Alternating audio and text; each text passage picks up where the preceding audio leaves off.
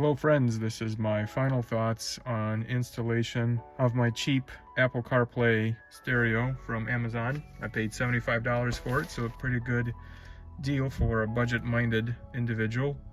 So this is what it comes with. Of course, made in China, so the quality is a little questionable, but I'm fairly happy with it overall. If we look at just the basic functions, comes with Apple CarPlay, fairly quick.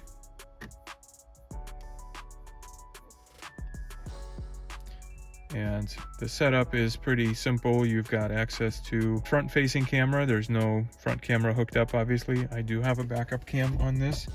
So if I throw it in reverse, my camera is actually installed inside. It's on the tailgate, on the third brake light.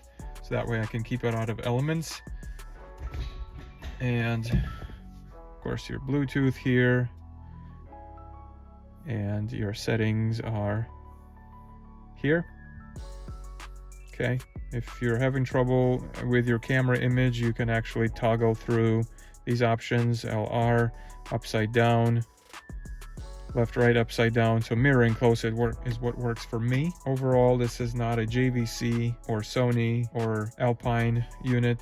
So I would recommend, if you're looking for a quality radio, you want to spend about $300–400 on. Some people will actually go with one of those fancy flat screen 9 or 10-inch radios. I believe Boss Elite is one of the brands that you can get from Crutchfield or on Amazon. But again, if you're not looking to spend $200, $300, $400, $500, $600, $700 and you want to spend $75, this is the unit for you.